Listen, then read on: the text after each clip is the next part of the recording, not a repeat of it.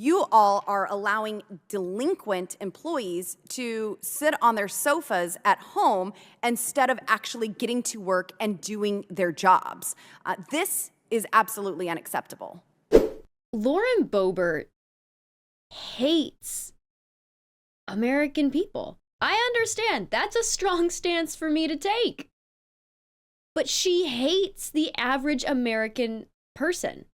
Over and over again, she gives me at least proof that she hates the average American. During COVID, most people worked remote if they were able to work their jobs from their homes. They did, they worked remote. And we all discovered the magnificence of being able to work remote. And a lot of people still work remote.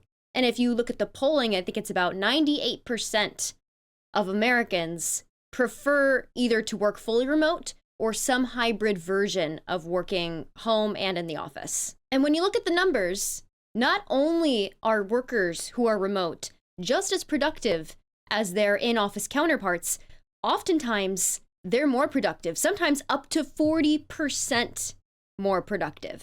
But if you work from home, like me, I work from home, Lauren Boebert thinks you're a delinquent who's just sitting on your sofa, not logging in, not doing the same work as your counterparts in the office. So our employees are working whether they are in the office or at home, and they are Are you monitoring the work that they are doing from home on a regular basis? Yes, we are. Every employee, do you have the numbers of the hours that are submitted? Are you counting how many times they're logging into their computers and responding to casework? So our employees are subject to the same performance management processes and oversight they are whether they're teleworking or working in an office. And we have systems in place that our managers use to schedule, assign, and track workloads. And that includes individual employee workloads in many cases. So real-time understanding of what actions are being processed at any particular given time. Additionally, our employees are required to be accessible to their supervisors, clients, colleagues, and external parties during work hours via a variety of means, including instant messaging, video platforms, and telephone. They are connected to the workplace, whether they are in the office or at the home. Then why is the backlogs for Social Security applicants increased from 41,000 to 107,000? Because we've been historically underfunded for a number of years now. I don't think you're underfunded. You're funded at the Nancy Pelosi levels. At the Democrat levels, we just continued that same funding. So I would say at pandemic level spending. So I would say we'd have an increase of over 8 million beneficiaries over the last 10 years. At the same time, we experienced our lowest work staffing levels at the end of FY22. That's a math problem. I mean, that is a problem. If you have those workloads, increasing, and you don't have the staff to take care of those workloads, you're going to have the backlogs that you're talking about, Representative.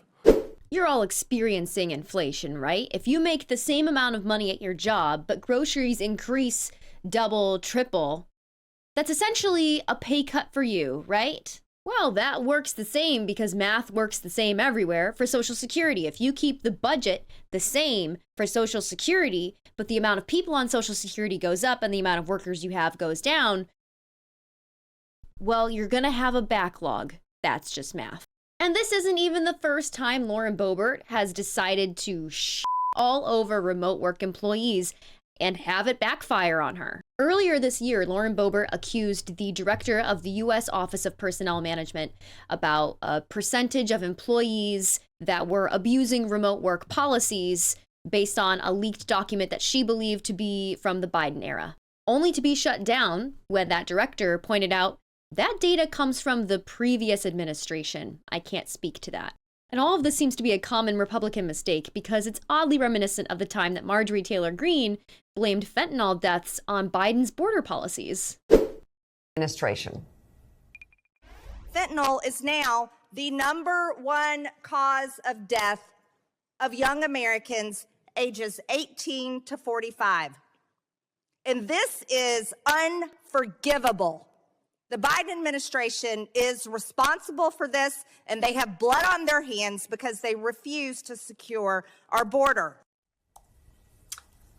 She also posted a clip on Twitter of a mother who testified at that hearing. The woman lost both of her sons to fentanyl overdoses, which Marjorie Taylor Greene blamed on the Biden administration. Whoops.